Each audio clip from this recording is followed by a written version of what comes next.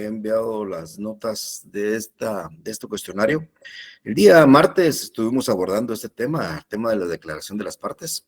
Explicamos que era un medio de prueba por representación. Este se desarrolla a través de personas. Por supuesto que son las partes las que le representan al juez un hecho pasado en el presente. Se llama declaración de las partes, pues porque son las partes las que prestan una declaración con un objetivo, que es el de obtener la confesión. Expliqué de que esta prueba era una prueba privilegiada porque se puede proponer en cualquier estado del proceso. Es una prueba que por esa misma característica puede ser propuesta y diligenciada no en el periodo de prueba, sino en cualquier etapa del proceso. Aquí quiero hacer énfasis mucho, mis estimadas amigas y amigos, a que entendamos estas etapas del procedimiento probatorio. Todavía he evaluado y he analizado que aún no entendemos algunos esas etapas y es importante porque de ellas voy a estar hablando en estos medios de prueba. Solo les recuerdo, las partes, actor o demandado, en su demanda o en su contestación deben de anunciar la prueba y eso se llama ofrecimiento de prueba. Luego, durante el periodo de prueba, es decir, a partir de que se abra de prueba el proceso por 30 días, el interesado, actor o demandado, pueden pedirle al juez la realización de los medios de prueba ofrecidos. Pueden ser todos o algunos de ellos. Esa etapa se llama proposición o petitorio. Y por último, el juez, basado en ese ofrecimiento, ese anuncio de la demanda y luego el petitorio durante la fase de prueba, también durante la fase de prueba debe de incorporar ya legalmente la prueba al proceso mediante la tercera etapa que se llama diligenciamiento. Entonces yo quiero que tengamos bien presente esas tres etapas porque van a ser motivo de explicación en cada una de nuestras clases cuando estemos hablando de los medios de prueba. La declaración de parte por ser privilegiada, igual esta se ofrece en la demanda o en la contestación, pero se puede proponer o diligenciar en cualquier momento, no exclusivamente durante el periodo de prueba. Expliqué igualmente qué requisitos llevan las posiciones, o sea, las preguntas. Expliqué que es un requisito sine qua non para citar a la parte a prestar declaración, es que se acompañe la plica, que se aplica no es ni más ni menos que un sobre debidamente cerrado que contiene un pliego de preguntas que debe cumplir ciertos requisitos de los cuales, insisto, yo ya he explicado. La incomparecencia del demandado a prestar declaración, o la incomparecencia del demandado o la negativa del demandado a no contestar durante la declaración, pues se va a tener como confeso. Por eso es importante resaltar que una de las características primordiales de esta prueba es que las preguntas vayan en sentido afirmativo, para que la respuesta del absolvente sea un sí o un no y que luego pueda prestar o aclarar o ampliar lo que estime conveniente en ese sentido. Hoy vamos a evaluar o a analizar otro medio de prueba. Yo espero que podamos explicar dos medios de prueba el día de hoy. En primer lugar, voy a hablar de la declaración de testigos. También es una prueba por representación de personas, pero la característica aquí es que las personas no están ligadas al proceso, son terceros extrañas al proceso. Lo que dan ellos son su testimonio. Recuérdese que al juez le podemos trasladar un hecho pasado en el presente y lo hacemos a través de personas, la confesión de las partes es una, o la declaración testimonial de los terceros es otra. Entonces, es bien importante resaltar este tema en la diferencia, porque el tercero tiene la característica de no ser parte, distinto a lo que es la declaración de las partes, y por ende el tercero es una persona extraña, distinta a las partes, que lo que hace simplemente es prestar su testimonio. La prueba, reitero, es por representación, o sea, indirecta por representación, por lo que acabo de explicar y lo que dice la filmina. Es importante también resaltar que cualquier persona está obligada a prestar declaración testimonial, o sea, este acto no es un acto voluntario. Por supuesto que en la práctica, pues, uno lleva a sus testigos porque ya ha hablado con ellos y, por supuesto, desean colaborar, pero es bien importante resaltar que todos nosotros estamos obligados a prestar declaración si así nos lo requiere un órgano jurisdiccional. No es optativo, no quiero ir, si quiero ir. Por supuesto, por algunas limitaciones uno podría excusarse, pero lo más importante es resaltar que este acto es un acto obligatorio para cualquier persona. Igualmente es importante determinar cuáles son las características para ser testigos. Aquí hay una cuestión importante también que quiero que ustedes tomen muy en cuenta. Testigo es cualquier persona capaz. Es decir, debemos de entender, con persona capaz, aquella mayor de edad que no está declarada en estado de incapacidad. Sin embargo, también es importante resaltar que la ley sí permite, en el caso de los testigos, personas menores de edad. En este caso, mayores de 16 años. Entonces, cualquier persona mayor de 16 años en relación a la capacidad, o sea, es uno de los elementos para prestar una declaración testimonial. O sea, primero analicemos la capacidad. ¿Quiénes, basado en su capacidad, pueden? Cualquier persona mayor de 16 años. Por supuesto, si fuera mayor de 18 declarada en estado de interdicción, no lo podría hacer. Pero cualquier persona capaz y cualquier persona mayor de 16 años tienen la facultad para prestar una declaración testimonial. Ahora, los testigos deben de ser imparciales. La idea es que no sean testigos que tengan un vínculo o una relación con las partes, porque lógicamente ahí se dudaría de su imparcialidad. Entonces, por ejemplo, los parientes consanguíneos y por afinidad, creo que ustedes conocen bien esta figura. Saben ustedes que la ley reconoce hasta el 4º grado de consanguinidad, reconoce hasta el 2º grado de afinidad. Recordarán ustedes que el parentesco por consanguinidad es el que se da entre parientes que surgen de un mismo tronco común o están vinculados por lazos de sangre y por ende, pues son parientes, padres, hijos, hermanos, primos, sobrinos, tíos, nietos, abuelos. La ley reconoce hasta el 4º grado de consanguinidad en la línea recta y en la línea colateral. En la línea recta, a un 4º grado de consanguinidad, poniéndome yo de ejemplo, sería mi tataranieto, el último, seguramente no lo voy a conocer. Y por supuesto, en la línea recta ascendente sería mi tatarabuelo, 4º grado de consanguinidad. En la línea colateral, pues son aquellos parientes que no surgen de un tronco común, pero sí vienen, perdón, no vienen uno en pos de otro, pero sí de un tronco común. Por ejemplo, mi hermano conmigo somos parientes colaterales, el tronco común es mi padre o mi madre. Y en este se reconoce hasta el 4º grado de consanguinidad, que en la práctica corresponde específicamente a los primos. O sea, ustedes con un primo hermano, como se le denomina cuando son hijos de 2 hermanos, pues tienen parentesco hasta el 4º grado de consanguinidad. Bueno, creo que este tema ya lo estoy abordando porque ustedes igual ya lo deben de saber y de manejar muy bien. Pero bien, ellos, los parientes consanguíneos y los parientes por afinidad, o sea que están unidos en virtud del matrimonio, hablo de cuñados, hablo de hijastros, hablo de suegros, de suegras, pues ellos tienen la limitación para ser testigos, porque en cierta forma no habría una imparcialidad. Ahora, es importante resaltar que sí hay una excepción para poder presentar un pariente, y es cuando es propuesto por ambas partes, bueno, serían 2 excepciones, o se trata de un juicio de familia. Entonces, cuando hay un juicio de familia, sí podemos proponer como testigos a los parientes, sanguíneos o afines, y cuando las partes están de acuerdo, pues ambas partes también se puede proponer a un pariente como testigo. Entonces, solo trato de resumir: testigo, cualquier persona mayor de 16 años, por supuesto que no declarado en estado de incapacidad o de interdicción, por su imparcialidad, que no sean parientes ni en la línea colateral, perdón, por afinidad o por consanguinidad, salvo las excepciones de ser un juicio de familia o que ambas partes lo propongan. Igualmente, hay otra de las características para los testigos en cuanto a la credibilidad.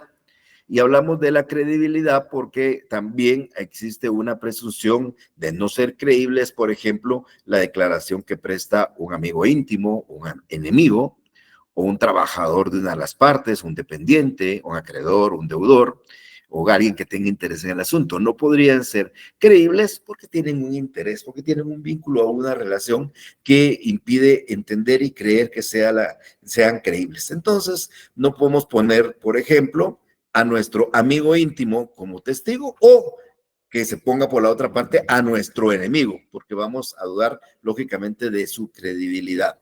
Y por supuesto, quien depende de nosotros como un trabajador doméstico, un dependiente, o alguien a quien nosotros le debemos dinero, que sea nuestro acreedor, o que nos deba dinero, que sea nuestro deudor. Entonces, solo trato de resumir. Cualquier persona mayor de 16 años está obligada a prestar declaración.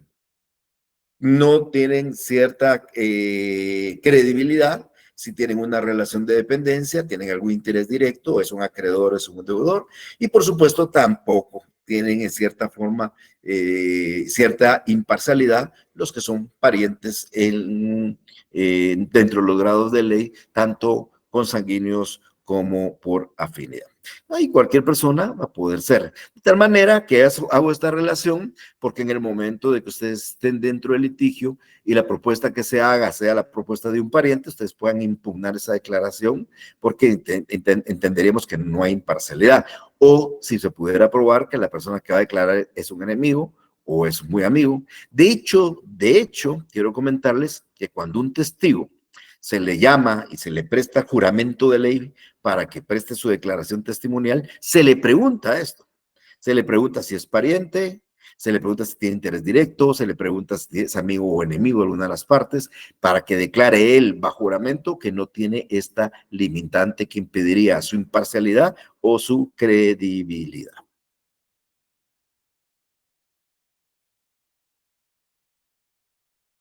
¿Cómo vamos a hacer el procedimiento probatorio? Ya hemos hablado un poco sobre el procedimiento probatorio. Hace unos minutos acabo de aclarar algunas cosas y por eso les decía que vamos a estar abordando un poco este tema. Silvia, por favor, disculpe.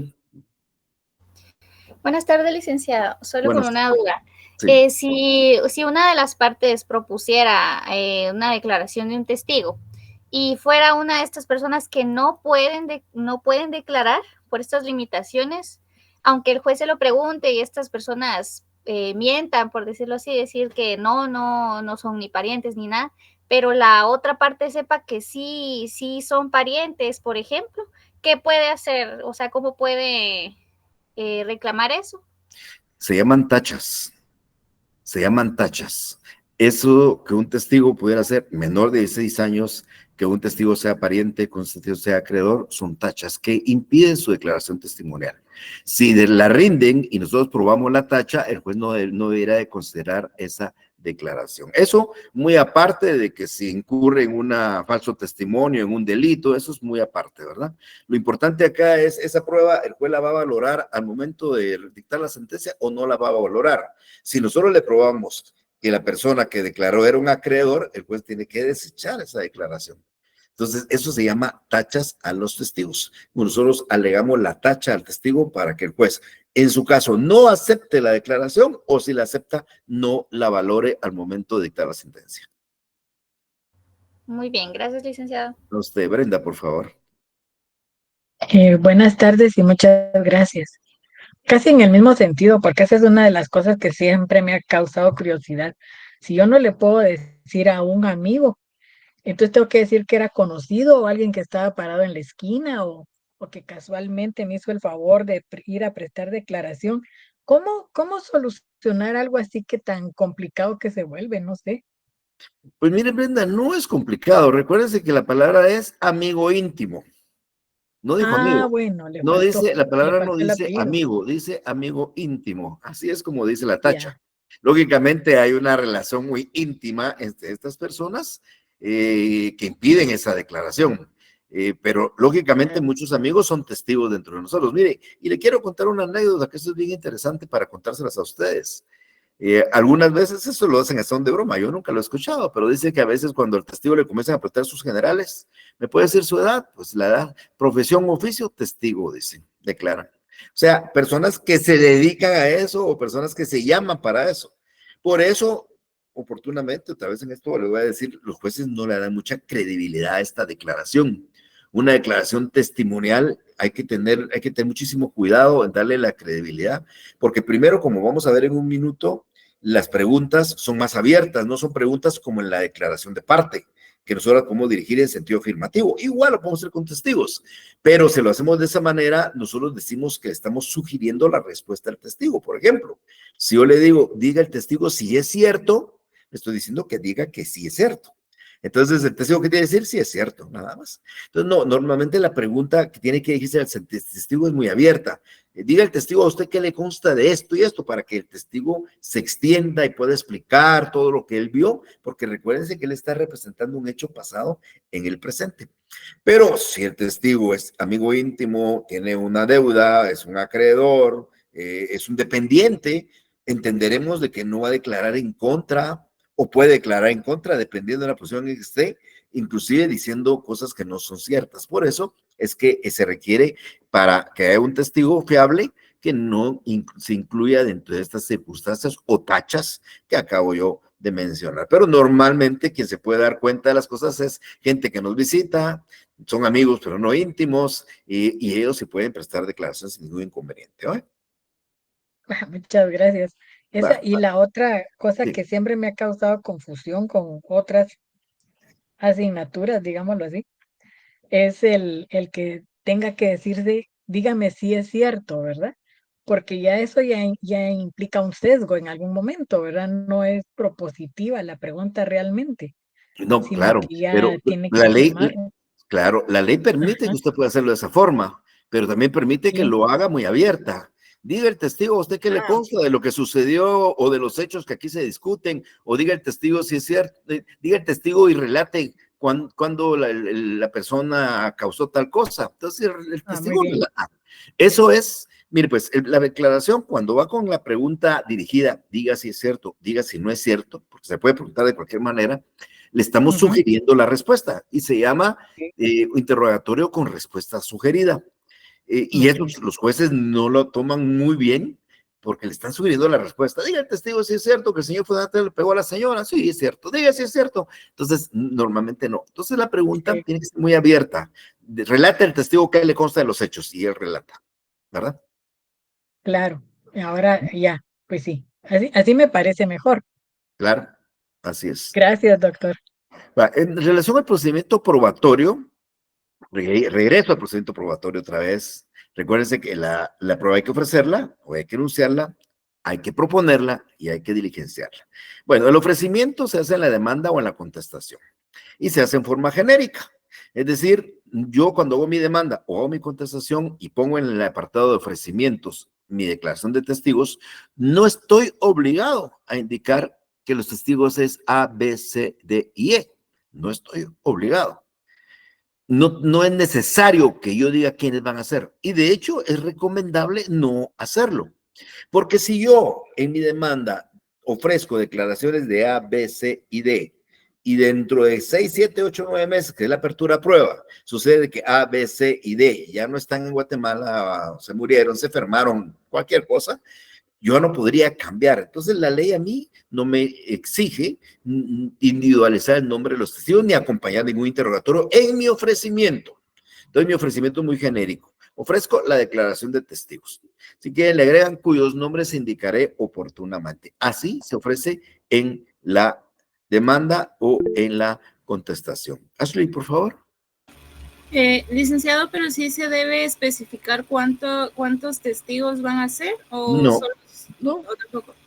no, no, ni siquiera cuántos. Y qué bueno que me hace esa pregunta, porque mire, Ashley, la ley dice que solo se pueden presentar hasta 5 testigos por hecho controvertido. O sea, no hablamos de 10 testigos, sino hasta 5 testigos por hecho controvertido.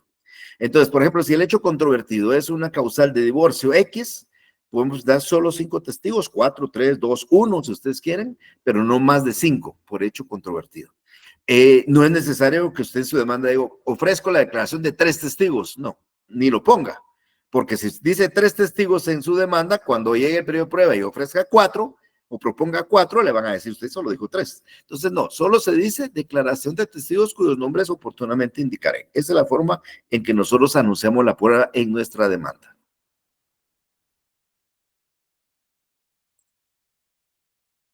Bien, entonces lo hacemos en forma genérica. Ahora, la proposición de la declaración de testigos es bien importante recordarlas que solo se puede hacer durante el periodo de prueba. Esta prueba no es privilegiada, de tal manera que cuando la prueba comienza a correr para las partes, recuérdense que es una prueba cuyo plazo son comunes, al día siguiente que comienza a correr el periodo de prueba, a mí me notifican hoy, y hoy notificaron a todas las partes hoy es jueves, mañana viernes empieza el primer día, el periodo de prueba de 30 días. Pues mañana, si ustedes quieren, o el lunes, yo nunca aconsejo que lo dejen a última hora, ustedes pueden pedirle al juez su declaración de testigos. Pero aquí, sí, por supuesto, debemos de acompañar el interrogatorio y indicar el nombre de los testigos e inclusive sus direcciones, porque a veces se procede a citar. Lo normal y en la práctica es que yo, que me propuse 5 testigos, el día que se señale, yo llevo a los 5 testigos y los llevo directamente al tribunal. O sea, no es necesario indicar qué dirección porque me voy a encargar de que ellos lleguen, pero la ley dice que pues habrá que individualizarlos. Entonces, cuando ya estamos en la fase de prueba, le presentamos un escrito al juez y le decimos, señor juez, encontrándose abierto a prueba del presente proceso, vengo a pedirle que se reciba la declaración de los testigos A, B, C, D, E, quienes pueden ser citados en estas direcciones y quienes van a declarar conforme a este interrogatorio. Y ahí se formula el interrogatorio. Este interrogatorio no va en plica. ¿Por qué? Porque es necesario que este interrogatorio lo conozca la contraparte, porque la contraparte tiene derecho a repreguntarle al testigo. Entonces la contraparte debe estar enterada de lo que van a preguntarle al testigo que propuso una, porque ella le va a repreguntar. Entonces, en el memorial de proposición indicamos el nombre de los testigos y acompañamos el interrogatorio, que reitero, no va en un sobre cerrado, sino va incrustado en el mismo memorial, o si ustedes quieren en un pliego aparte, pero no va en sobre cerrado. Las preguntas, en este caso de la declaración de testigos, pues no son unas preguntas que reúnan un requisito muy fundamental, como lo decíamos en la declaración de las partes. Sabía y recuerdo que les decía a ustedes que en la declaración de las partes las preguntas deben ser en sentido afirmativo, un solo hecho, en forma clara y precisa, sobre hechos controvertidos. El interrogatorio, primero, recuerden lo que acabo de mencionar, no se presenta en un sobre cerrado, va en forma abierta. Las preguntas, si se pide que sean claras y precisas, que se refieran a un hecho simple y pues no se permite que el testigo hacerle una pregunta para que haga una apreciación o una opinión. El testigo lo que tiene que hacer es relatar lo que él le consta. Ah, mire, ¿y usted qué le parece el señor fulano de tal? El carácter es de mal carácter. Esas son cuestiones de opinión o de apreciación. Eso no se permite. Pero la pregunta es abierta. Pueden preguntar, diga si es cierto tal cosa. Pueden preguntar, diga si no es cierto tal cosa. Pueden preguntar, diga usted qué le consta de cualquier cosa. O sea, muy abierto, pero con forma clara y precisa y, como le digo, de un hecho simple para que pueda relatar el testigo. Entonces, cuando yo hago mi memorial de proposición o de petitorio durante el periodo de prueba, indico el nombre de los testigos y acompaño un interrogatorio con estos requisitos que acabo de mencionar. Ahora, ¿cómo se hace el diligenciamiento de la prueba? ¿Cómo el juez incorpora la prueba ya al expediente? Porque esa es la tercera etapa del procedimiento probatorio, la que exclusivamente le corresponde al juez. Entonces, cuando al juez ya se le hace la solicitud de una declaración de testigos cuyos nombres e interrogatorio ya le presentaron, el juez, ¿qué hace? Señala una audiencia, señalando día y hora. Hoy se le presentó, hoy es 2 de mayo, se le presentó una solicitud al juez y el juez señala una audiencia para el 23 de mayo. Y dice, se señala la audiencia el día 23 de mayo para recibir la declaración de los testigos propuestos. Esta audiencia debe desarrollarse dentro del periodo de los 30 días. Por eso es que yo les recomiendo a ustedes que cuando vayan a proponer una prueba testimonial, lo hagan en los primeros días de la fase de prueba, porque si lo hacen faltando 2 o 3 días, el juez ya no le va a dar tiempo de señalar la audiencia dentro del periodo de prueba. Igual que la declaración de parte, hay que preparar a los testigos. Y entonces el juez dice y hay que preparar también a la contraparte para las repreguntas. Entonces la ley dice que para que esta prueba se lleve a cabo, los testigos deben de ser notificados, bueno, la diligencia, la prueba, no los testigos, la prueba debe ser notificada con 3 días de anticipación. Recuérdense que la declaración de parte dije que eran 2 días. En la declaración de testigos es por lo menos 3 días de anticipación. En el código aparece una laguna, porque en el código dice que a los testigos se les prestará o se les formulará un juramento. Y dice, es una relación del juramento similar a que se hace en la declaración de parte. Miren, la persona que presta declaración de parte en una declaración de parte y miente, puede entrar a incurrir en un hecho delictivo. El hecho delictivo en este caso, me falta el nombre de la figura típica penal, se lo voy a decir en un segundito, ahorita se ¿No es falso testimonio, Lee? No, no en la declaración de parte, no, esa es la confusión a la que yo me quería referir. El falso no es perjurio. Perdón, perjurio. Gracias, muchas gracias, tan lindas, gracias. Sí, esa es la palabra que se me... La parte es juramentada bajo procedimiento que si miente, incurrirá en perjurio. Pero el testigo es juramentado y es apercibido que si miente es falso testimonio. El Código Procesal Civil lo confunde. El Código Procesal Civil no dice falso testimonio, sino dice perjurio también para el testigo. Pero la figura delictiva es distinta. Perjurio para quien presta declaración de parte y falso testimonio para el testigo. Entonces, cuando el juez llama al testigo, le pregunta al testigo, primero lo juramenta, le dice, ¿promete o juramento decir la verdad? El testigo declara igual, bajo juramento prometo decir la verdad, y entonces el juez le hace saber lo relativo al delito de perjurio. En la declaración de parte, después del juramento, el juez le hace saber, falso testimonio, y en la declaración de parte le hace saber lo relativo al delito de perjurio. En esta audiencia, pues, pueden participar todos, los abogados y las partes, es normal. Recuérdense que va a haber un testigo recibiendo preguntas de quien lo propuso y una contraparte que está esperando que termine para hacerle repreguntas. Y el juez tiene también en el proceso la facultad de preguntar. Entonces, en el proceso pregunta el juez, pueden preguntar las partes, pueden preguntar los abogados. Claro, normalmente no lo hacen las partes, sino lo hacen sus abogados. La idea aquí es tratar de que la declaración testimonial sea, en cierta forma, lo más certera posible. A los testigos, al iniciar la diligencia, se le debe preguntar sobre lo que establece el artículo 148, que era lo que les decía hace unos minutos. Al testigo, aunque en el interrogatorio no vaya en el interrogatorio, hay que preguntarle al testigo si es pariente de alguna de las partes, si es amigo o enemigo, si es acreedor o deudor, si tiene interés directo o indirecto en el asunto, si es dependiente. Eso hay que preguntárselo al testigo siempre, aunque no vaya en el interrogatorio. Muchos lo que hacemos es que, además de nuestras preguntas del interrogatorio, le preguntamos eso al testigo. El interrogatorio dice, diga el testigo si es pariente de alguna de las partes, diga el testigo si tiene interés directo para que él responda no. Pero cuando no va en el interrogatorio, el juez se lo va a preguntar. Entonces, es bien importante resaltar esto, ¿verdad? Porque yo he dicho, son de broma en muchas oportunidades, que preparamos al testigo de tal manera, con preguntas sugeridas, que le decimos, vas a responder a todo sí. Y entonces el testigo va preparado, pero la parte, el abogado no se recordaba que el primero que pregunta es el juez, y el juez le pregunta, ¿es amigo de alguna de las partes? Sí. ¿Tiene interés en el asunto? Sí. ¿Es acreedor o deudor? Sí. Entonces, incurriríamos en una gran tacha de la cual, lógicamente, no sería valorada esa prueba.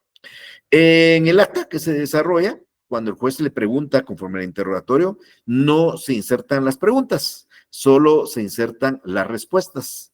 Y se trata de hacer en forma literal la respuesta, o sea, se trata de copiar literalmente lo que el testigo está relatando. Entonces, normalmente dice, a la pregunta 1 contestó tal cosa y no vuelven a incluir en el acta la pregunta, que la pregunta consta en el interrogatorio. Al final de su declaración, cuando ya termina su declaración, el juez le dice, bueno, explíqueme por qué usted puede relatar esto. O sea, la razón de lo dicho. ¿Por qué? Él va a decir, pues mire, yo vivo a la vecindad de la casa de las personas, yo ahí me mantengo, yo soy un inquilino, él explicará cuál es la razón de lo que él ha mencionado. Luego debe leer el acta, por supuesto, que es muy normal, y debe de firmarla. Y puede ser que se niegue a firmarla, y si se niegue a firmarla, pues el juez lo hace constar, pero lógicamente ya está una declaración hecha ante el juez. Y lo último, que es bien importante en relación a esto, es que hay primero una unicidad de la declaración testimonial, que voy a explicar en un minuto, pero lo fundamental aquí es que los testigos, si ustedes proponen más de uno, tienen que ser interrogados en forma separada. Primero pasa uno y se dejan a 3 o 4, los que sean, en una sala muy distinta. Luego declara, ese ya se podrá quedar si sigue en la sala, pero entrará el segundo. Se va a interrogar y así en una forma separada. No vamos a interrogar a los 2 o 3 testigos en forma conjunta. Y en relación a esta unidad de la prueba, que quiero que le pongan mucha atención a lo que aquí voy a explicar, también igualmente puede ser motivo de una pregunta del examen final, es que nosotros podemos proponer hasta un máximo de 5 testigos por hecho controvertido. Entonces vamos a suponer que ustedes proponen a sus 5 testigos. Ustedes propusieron al testigo A, B, C, D y E. Estos son los testigos que tienen que llegar. No puede llegar F, porque ustedes ya le pidieron al juez los testigos A, B, C, D y E. El día de la audiencia, ustedes van a llegar con sus 5 testigos, pero no pueden llegar con 6 o alguien distinto a los que ustedes propusieron. Son los que ustedes propusieron. Insisto, no los que ofrecieron, porque en el ofrecimiento no mencionaron nombres, los que propusieron. Y el día de la audiencia, pues sucede que ustedes están esperando sus testigos y de los 5 propuestos solo llegan 3. Y ustedes están en una disyuntiva. Entonces, es bien importante, esta prueba no se puede separar. Esta prueba no se puede desarrollar en días distintos. Por ejemplo, hoy oigamos a 3 y mañana oímos los otros 2 que no vinieron. Eso no es posible en esta diligencia. Por la misma razón, porque no evitamos que haya una comunicación entre los testigos. Si un testigo va hoy, le cuenta al otro o el que dijo y mañana va el otro. Eso no puede ser. En la misma audiencia declararán los 5 en forma separada. Entonces, ¿qué tenemos que hacer si nosotros propusimos 5 y nos llegaron 3? Hay 2 alternativas. La primera, que es la más normal, es que uno renuncie a la declaración de los otros 2 que no llegaron y solo se reciba la declaración de los 3 que están presentes. Y la otra posibilidad es que le pidamos al juez que difiera la audiencia y que no la desarrolle en ese momento, sino que la difiera para una próxima audiencia. Entonces, esas son las 2 posibilidades que hay. Ahora, si la audiencia empezó a las 10 de la mañana y son las 4 de la tarde, 3:30, el juez debe habilitar tiempo, debe continuar con la declaración hasta terminarla. Es decir, puede suceder que una audiencia de declaración de testigos empiece hoy a las 9 de la mañana y termine mañana a las 3 de la mañana, porque no podemos separar la declaración testimonial. Suspenderla y trasladarla para otro día es técnicamente ilegal y podría ser motivo de una nulidad si así se desarrollara esta prueba de declaración. Entonces, eso es el principio de unicidad o de unidad de esta prueba de la declaración testimonial. Luego viene ya el derecho de quien no propuso la prueba de testigos y es lo que le llamamos nosotros la repregunta. La repregunta no es ni más ni menos que una segunda pregunta, pero es la que hace quien no propuso la declaración. ¿Y cuál es el objetivo? Pues tratar de ratificar algo que dijo el testigo, aclarar algo que dijo el testigo, ampliar o normalmente destruir su declaración. Entonces, ustedes no propusieron a los testigos, los van a escuchar y al terminar la declaración de cada uno de ellos, ustedes pueden repreguntarle. No hay que esperar que termine toda la diligencia, porque si termina toda la diligencia ya el primer testigo ya salió. El primer testigo declara, termina su declaración, ustedes le repreguntan al testigo. Termina, se retira. Viene el segundo, hacen exactamente lo mismo. Le pregunta a la otra parte y ustedes al terminar le hacen repreguntas. ¿Quieren que aclare algo? ¿Quiere que amplíe algo? Simplemente la idea es que su testimonio se pueda destruir. Eso se llaman repreguntas y son las segundas preguntas que hace quien no propuso la prueba de declaración testimonial. ¿Cuáles son los requisitos de estas repreguntas? Tal y como lo acabo de mencionar en ese momento, pues se dirigen en la misma audiencia una vez concluida por el testigo de responder su interrogatorio. Si ustedes quieren, como el pliego de preguntas va abierta, Ustedes ya leyeron las preguntas, pueden presentar esas preguntas antes de la audiencia o la pueden presentar al concluir su declaración. En la misma audiencia presenta uno, puede presentar el pliego antes de.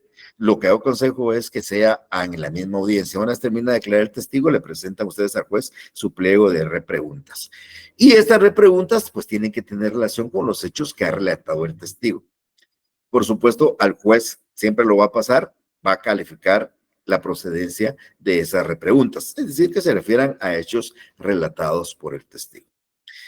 Por último, el valor probatorio. Perdón.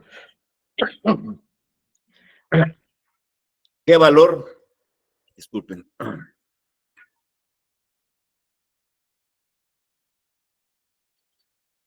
¿Qué valor tiene la prueba de testigos? Pues este se valora conforme el sistema de la sana crítica. Por ende, el juez debe apreciar esa declaración conforme a principios de lógica, de experiencia y, por supuesto, como ya saben ustedes, deben de razonar. El juez debe explicar por qué le da un valor X, o por qué le da valor o no le da valor a la declaración testimonial, haciendo un análisis de la declaración de todos los testigos y aplica el sistema de valoración que se denomina sana crítica, que ya he mencionado con ustedes, es el sistema que se aplica en el país, con excepción de aquellos donde se aplica la prueba legal o tasada que ya hemos hablado anteriormente. Bien, eso es lo relativo a la declaración de testigos. No sé si hay alguna pregunta que quieran formular, porque voy a pasar a hablar ahora del dictamen de los expertos. ¿Hay alguien que quiera preguntar algo sobre esto? Walter, por favor, disculpe. Walter. Sí, licenciado, en la parte en la que usted hacía mención acerca de lo que es el principio de unidad, usted decía de que una de las maneras de que si no se llegaran a presentar los testigos que nosotros propusimos, el otro sería que se le solicita al juez que la audiencia, ¿qué era? Disculpe. Se suspenda. La audiencia se suspenda. Y se traslade para otro día, ¿verdad? Pero en ese caso, entonces quiere decir que ningún testigo debería de pasar para respetar este principio. No, Walter, no pasa ninguno. Okay. Usted lleva 5, propuso 5, si le llegan los 5, pues pasarán los 5. Y no podemos suspender esa audiencia, sino empieza y termina, aunque termine al día siguiente. Se reciben las 5 declaraciones. Pero si usted propuso 5 y solo le llegaron 3, usted decide y le dice, señor juez, miren, no traje los 5 testigos, me faltan 2, y usted le dice y le pide al juez que señale otra audiencia para llevar a los 5 nuevamente, ¿ok? O le dice al juez, renuncio a los 2 que no vinieron y reciba hoy la declaración de los 3 que están presentes. Gracias, licenciado, muchas gracias. Vaya. Joseph, por favor. Buenas tardes, licenciada. Una pregunta. Sí. Con respecto al momento en que se hacen las repreguntas, no me quedó muy claro. Dijo que era en el transcurso del desarrollo de la audiencia, al finalizar la declaración de cada uno de los testigos. Mire, pues, hay 2 momentos. En algún caso, el juez puede preguntar en cualquier momento. El juez le puede preguntar en cualquier momento al testigo, pero las repreguntas se presentan una vez concluye la declaración de ese testigo. Termina la declaración del testigo y entonces el pliego de repreguntas sobre las respuestas que el testigo ha dado. Las repreguntas se presentan al concluir su declaración. Gracias, solamente. Bueno, ¿alguien más? Ok.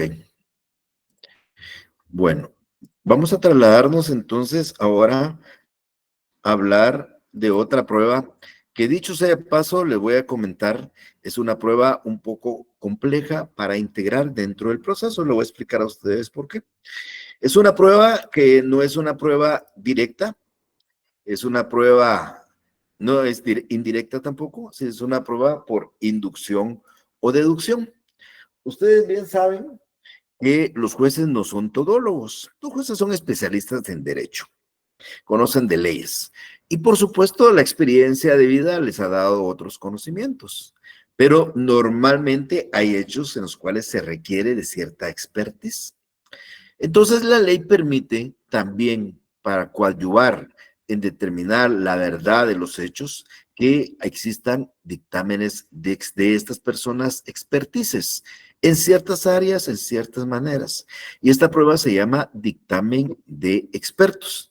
Es decir, no es una prueba donde al juez le van a referir qué pasó ayer o antier, porque no es una prueba por representación, ni es una prueba del juez va a constatar por sí mismo el hecho de la controversia, sino es una prueba donde el experto, ignorando los hechos, porque no les consta, no lo vieron, pero basado en su expertise, puede darle al juez unos lineamientos para sacar una conclusión. Por eso es que decimos que esta prueba es una prueba por una prueba por inducción o deducción, porque no, la certeza del hecho deviene del expertise del testigo. Entonces es una prueba por inducción o deducción, donde el experto, basado en su experiencia, puede deducir o inducir a una circunstancia particular. Vamos a poner el típico ejemplo de las firmas falsas y de las personas expertas en poder determinar la falsedad de una de ellas. Ninguno de los expertos le consta quién puso la firma. El experto no sabe quién la puso. Al experto le ponen dos firmas. Una que aparentemente es la firma verdadera y otra que aducen que no es verdadera, y el experto, basado en su conocimiento, en su experiencia, en su expertise, pues puede determinar si esa firma a la que se está discutiendo su falsedad es exactamente puesta por la misma persona de quien se ha determinado la firma que es verdadera o no ha sido puesta por ella. Por eso es una prueba por inducción o deducción. El experto no es ni más ni menos que esto, una persona cuyos sus conocimientos y habilidades le permiten, deduciendo o induciendo, determinar ciertos hechos que le interesan al proceso. Acabo de hablar en este momentito de la firma. Es un ejemplo muy típico en el ámbito del proceso civil. Hay muchísimas demandas donde se pretende declarar la falsedad de un instrumento público bajo los argumentos de que la firma que calza dicho instrumento público no fue puesta por el otorgante a quien se le asigna esa firma. Entonces, eso el juez, ninguno de nosotros, ni el mismo juez, aunque le pusieran dos, porque podría decir el juez, mire, si son completamente distintas, el juez no tiene la capacidad para determinar que sean, aunque sean distintas, que no fueron puestas por la misma persona. Yo les puedo hacer a ustedes una firma mía y otra aparentemente similar, tratando yo de tergiversarla por completo, y sin embargo el experto puede determinar que esa firma y la otra fueron puestas por la misma mano, por el mismo puño y letra. Entonces, esto es lo que hace un experto. Esta prueba es una prueba que trata de coadyuvar, lógicamente, la falta de ciertos conocimientos o experiencias que tiene el juez, porque el juez, no, insisto, no es un todólogo.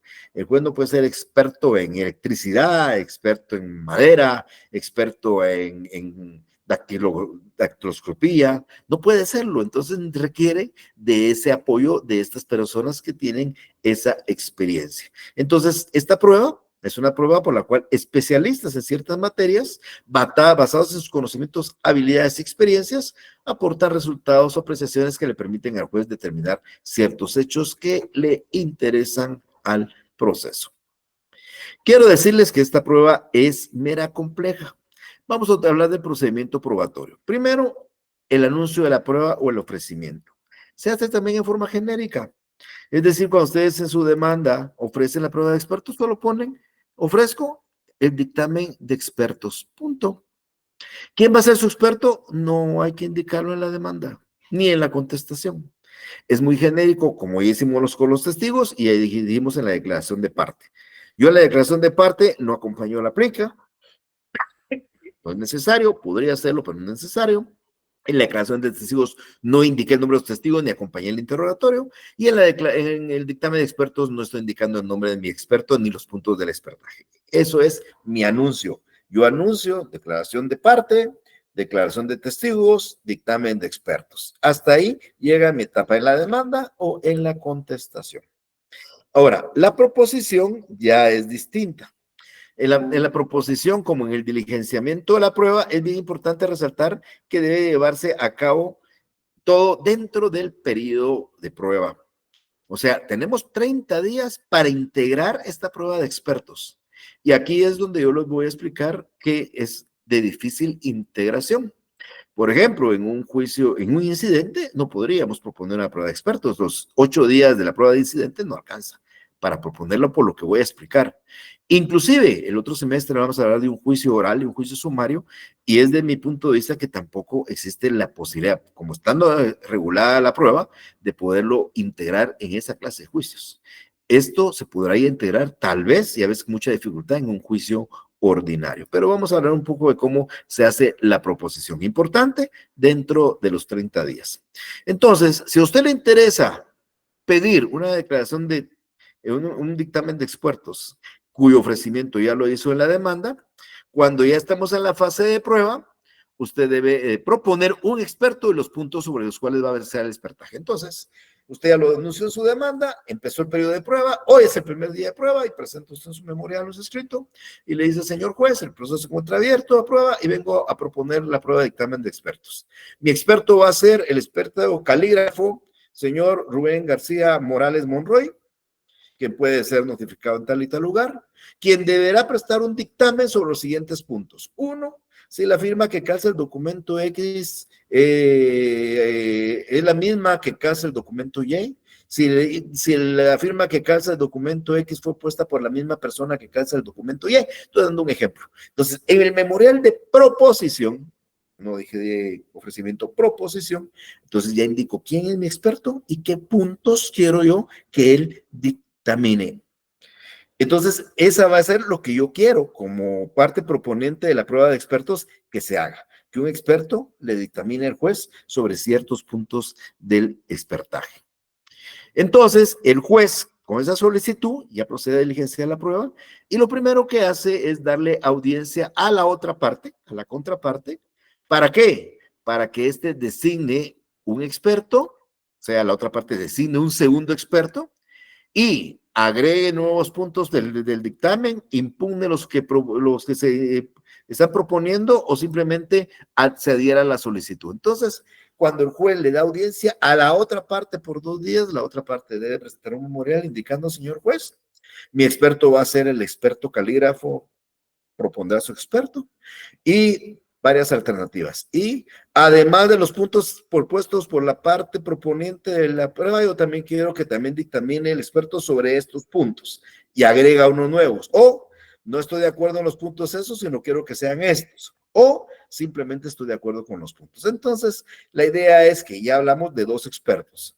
El experto propuesto por quien propone la prueba y el experto que debe proponer la contraparte. Ya cuando están designados los 2 expertos, o propuestos los 2 expertos, mejor dicho, entonces el juez designa un tercero. Lo que está explicando acá, entonces, es que en la prueba de dictamen de expertos normalmente va a haber 3 expertos, normalmente. Salvo, como dice la Filmina, que las partes estuvieran de acuerdo que fuera uno solo. Entonces, lo normal es que hayan 3 expertos. El experto que propone, el que propone la prueba, el experto que propone la parte contraria y el experto que propone el juez. Si las partes estuvieran de acuerdo en un solo experto, puede hacerse, pero es la excepción, ¿ok? Ahora, ¿qué sucede si una de las partes no propone el experto? El juez va a hacer la designación de oficio. Entonces, si A propone experto, B no lo propone, el juez lo hace de oficio, porque le dio la oportunidad de hacerlo y no lo hizo, le va a hacer de oficio. Si los 2 proponen expertos, pues no va a haber ningún problema. Regreso, 3 expertos. Cuando ya los 3 expertos ya fueron propuestos, entonces el juez va a designarlos ya, dictando una resolución donde los nombra y les va a dar a los expertos 5 días para aceptar el cargo. Porque miren, una cosa es que yo proponga a mi experto y otra cosa es que les esté de acuerdo en aceptar el cargo, porque es un cargo que lógicamente debe cumplir. Entonces, cuando ya están los 3 expertos designados, el juez le debe dar 5 días o les da audiencia para que en un lapso de 5 días acepten el cargo.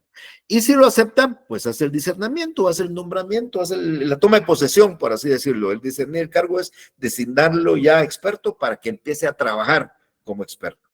Entonces, hay 5 días para hacerlo y si los 3 aceptan, el juez hace el discernimiento de cargo, que les digo es como decirles, miren, están ya nombrados, están en posesión y ustedes pueden actuar.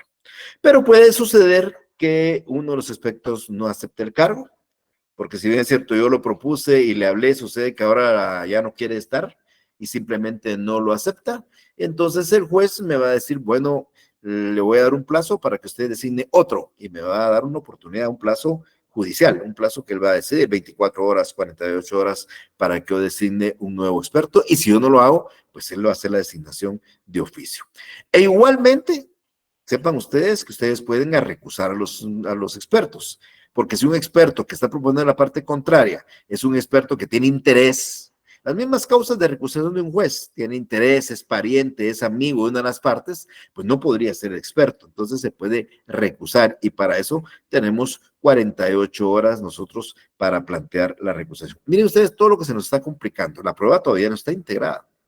Primero propuso un experto, se dieron audiencia por 2 días a la otra parte propuso el de él, el juez propuso el tercero, se le dio 5 días para que los expertos aceptaran, pensemos que los expertos ya aceptaron, solo ahí llevamos 7 días del periodo de prueba, sin incluir las notificaciones, mínimo 10 días más, unos 3 días más, ya estamos 10, 11 días de la prueba, y todavía podría haber una causa de recusación dentro de las 48 horas y si se recusa, pues ya se va a complicar más la designación de los expertos. Pero bien, vamos a hacerlo más fácil. No, el experto que yo propuse, el experto que propuso la otra parte, que lo hizo en tiempo, el experto que bien dijo el juez, los 3 aceptaron, a los 3 lo discernieron, y cuando ya los 3 aceptaron y los 3 se le ha discernido el cargo, entonces el juez procede a dictar un auto que se denomina auto de recepción de la prueba.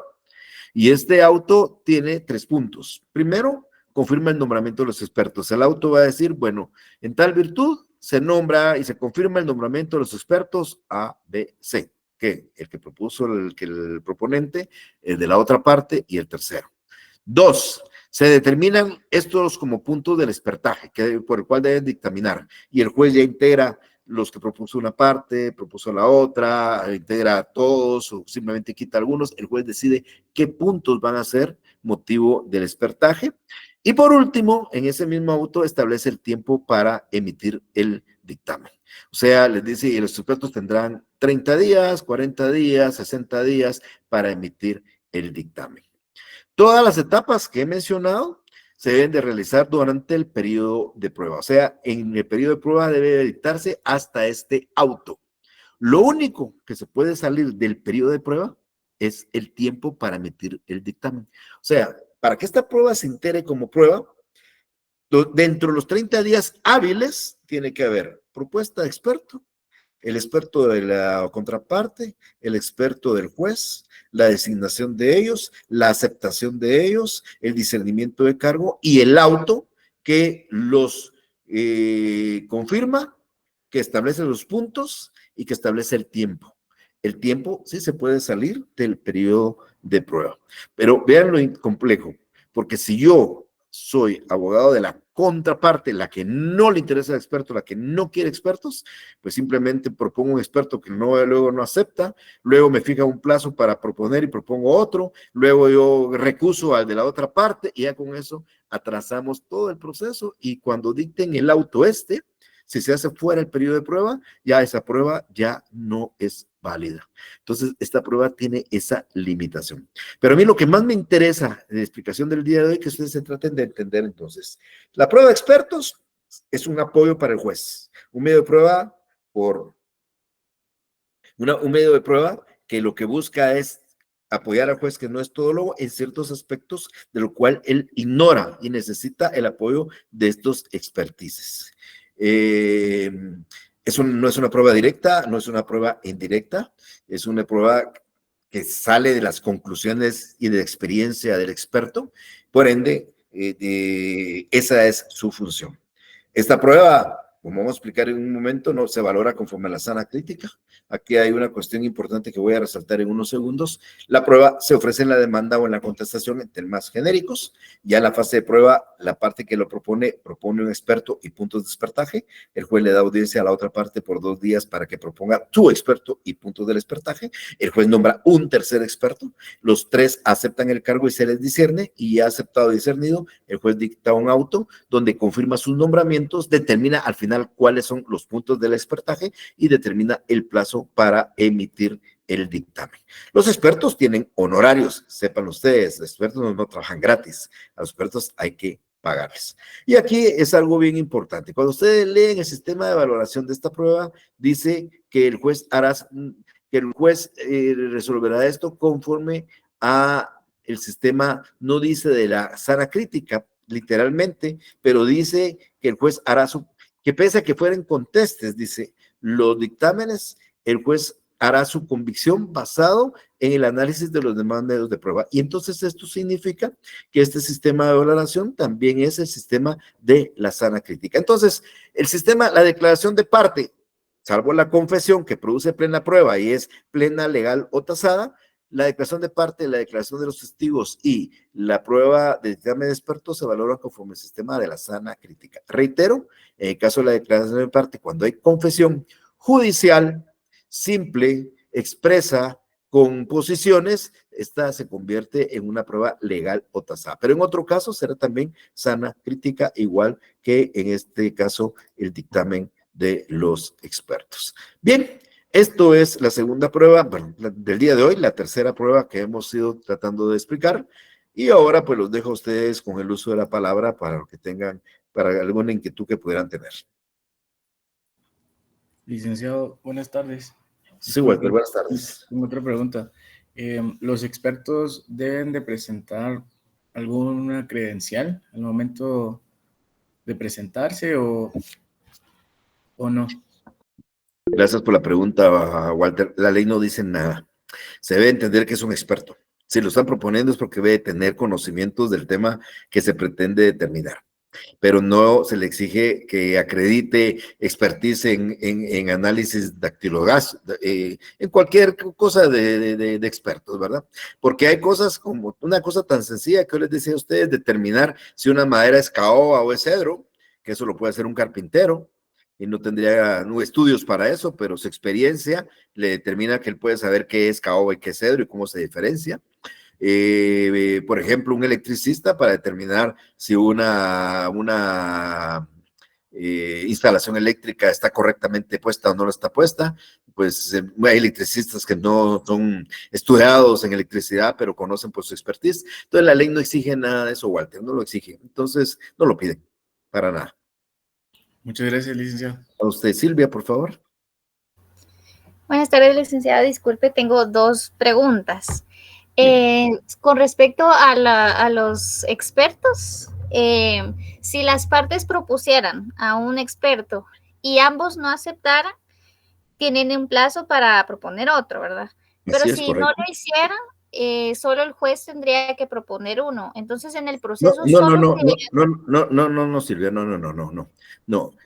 Usted y yo somos partes en un juicio. Yo propongo un experto, usted propone otro y el juez un tercero. Hay tres. El mío y el suyo no aceptan, el juez nos fija un plazo para que propongamos otro. Y proponemos, y usted y yo no proponemos, entonces el juez designa de oficio dos, uno para mí y uno para usted. Siempre van a haber tres. Ah, ok, gracias, licenciada. Y la otra pregunta, usted indicaba que para esta prueba de dictamen de expertos se dicta un auto de recepción de prueba. ¿Correcto? En los dos medios de prueba que explicó anteriormente, ¿no se dicta este mismo auto o se dicta algún otro tipo de auto? No, nada. No, el diligenciamiento, solo aprovechando que hay tiempo, el diligenciamiento, o sea, la actividad que desarrolla el juez para incorporar una prueba de declaración de parte, por ejemplo, señala un día y una hora, ese día llega la parte, la identifica, la juramenta, abre una plica, califica las preguntas, dirige las preguntas, facciona el acta, se firma y se integró la prueba. La declaración de testigos, el juez señala un día y una hora, llegan los testigos, el juez los juramenta por separado, les interroga por separado, hay repreguntas, levanta el acta, el testigo la lee, la firma el juez y se termina. Es el diligenciamiento. En la prueba de expertos, el juez, basado en la petición de la prueba, le da audiencia a la otra parte para que proponga un experto, se propone su experto en punto de despertaje, el juez nombra un tercero, les da 5 días para que acepten, aceptan en 5 días, les dicen el cargo y dicta un auto confirmando su nombramiento, confirmando los puntos de despertaje y estableciendo el tiempo para emitir el dictamen. Es parte de la etapa de diligenciamiento, de la incorporación de la prueba. Aquí hay un auto de recepción de esa prueba porque está confirmando quiénes son los expertos. O sea, hasta ahí se está estableciendo quiénes efectivamente van a ser los expertos, cuáles van a ser los puntos del expertaje y el tiempo para emitirlo. Porque antes todo era simplemente una suposición. Yo propongo aquel, pero él no ha aceptado. Yo propongo al otro, pero tampoco ha aceptado. Yo propongo al tercero, pero tampoco ha aceptado. Entonces, hasta que se da todo y el juez ya sabe que todos aceptaron y todos les dicen, no, el juez los confirma, dice, estos son los puntos y este es el tiempo. Y ellos ya harán cada uno su dictamen conforme a esos puntos y conforme al tiempo que el juez les ha fijado.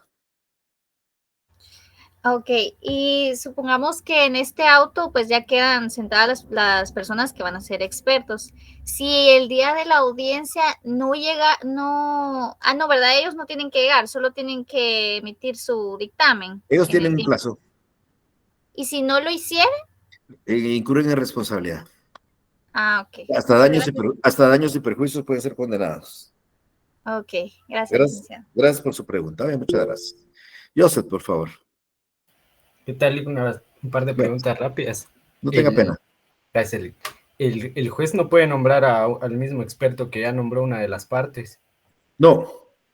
Gracias. Y otra, ¿es expertaje con X o expertaje con S? Es que, disculpe, lo encuentro en varios. Expertaje de experto X, experto. Gracias, solamente. Vaya, Joseph.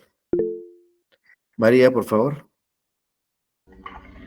Buenas tardes, licenciado. Usted mencionó que los expertos tienen honorarios, pero en este caso, ¿quién es el que corre con los gastos, licenciado? De entrada, debería pagarlos cada uno de los que los proponen. El juez no le va a pagar al tercero, pero al terminar el juicio, el condenado en costas tiene que pagar todos los expertos. O sea, usted nombra a un experto, usted le va a pagar para que le haga su trabajo y le dé el expertaje. Pero cuando el juicio termine, si la otra parte fue condenada en costa, usted se lo cobra a la otra parte. Así funciona. Gracias, licenciado. Buenos Ángeles. Bueno, vamos a continuar con medios de prueba el próximo martes, ya en forma presencial. Nos vamos a ver allá por la facultad. Así que les deseo una feliz tarde. Con permiso, nos vemos. Feliz tarde. Muchas gracias.